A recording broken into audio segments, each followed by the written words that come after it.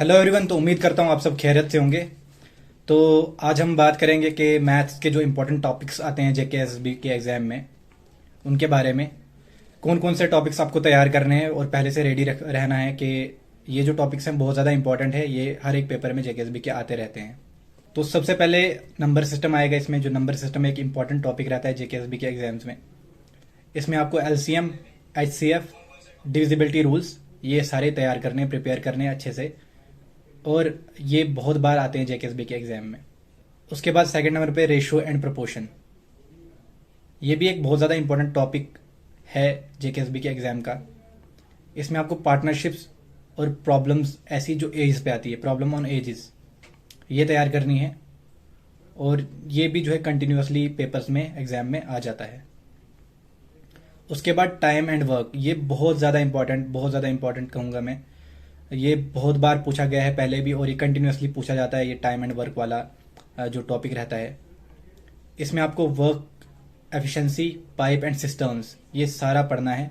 और ये जो पार्ट है ये बहुत ज़्यादा इंपॉर्टेंट है, इसको आप तैयार करोगे, ज़्यादा से ज़्यादा पढ़ोगे इस चीज़ को।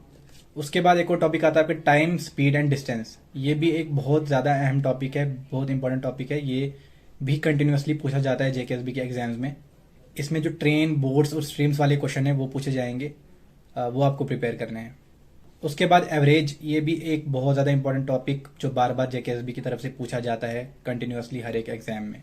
इसमें आपके वेटेड एवरेज वाले क्वेश्चन जो है वो आएंगे, और ये एक इम्पॉर्टेंट, मैं कहूँगा बहुत ज़्यादा इंपॉर्टेंट टॉपिक है जेकेएसबी के एग्जाम के लिए। उसके बाद आता है सिंपल एंड कंपाउंड इंटरेस्ट।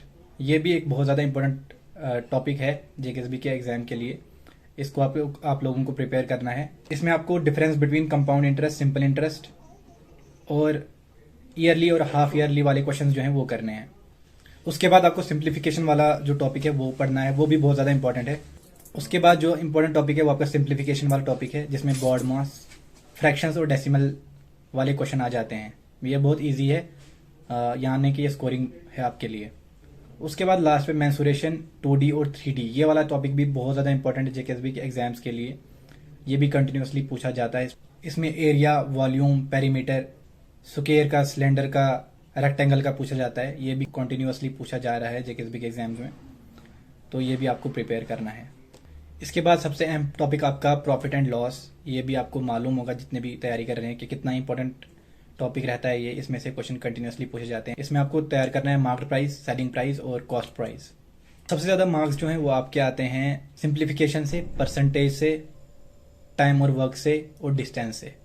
ये वाले टॉपिक आप सबसे ज़्यादा पढ़ोगे, time and work, distance, percentage, simplification.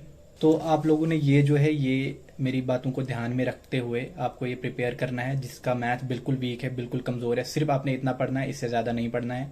बाकी मैंने आपको बताया है कोर्स कौन सा लेना है। आदित्य रंजन का कोर्स लेना है, VOD 2.0 batch, RG Vikramjit app से। मैं मल्टीपल टाइम इस चीज़ को बोल चुका हूँ। कोशिश करो RG विक्रमजीत ऐप से आदित्य रंजन से पढ़ो, क्योंकि वहाँ पे आपको ज़्यादा नॉलेज मिलेगी। और उसका ये फ़ायदा है कि फ्यूचर में अगर आप जेकेएसबी क्वालिफाई ना कर पाएँ, SSC के जो एग्ज़ाम्स आते हैं वो आप वेरीफाई कर सको।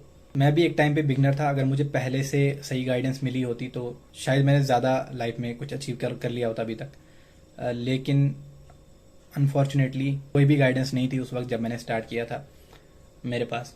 लेकिन अल्हम्दुलिल्लाह जो होता है अच्छे के लिए होता है, और हम अपनी जर्नी में जो है प्रिपेयर हो रहे होते हैं लाइफ के लिए, एक्सट्रीम टाइम्स के लिए, बुरे वक्त के लिए हम तैयार हो रहे होते हैं। परेशानियों से जब हम गुजरते हैं, चैलेंजेस से हम जब गुजरते हैं, चैलेंजेस फेस करते हैं, हमारी जो पर्सनैलिटी एक अलग तरीके की डेवलप होती है, और हम अलग तरीके से एक लाइफ को समझते हैं और जानते हैं, और हम उसी तरीके से फिर अपने आप को उस सिचुएशन में ढालते हैं और अपने आप को एक अच्छा इंसान, एक बेटर इंसान बनाते हैं।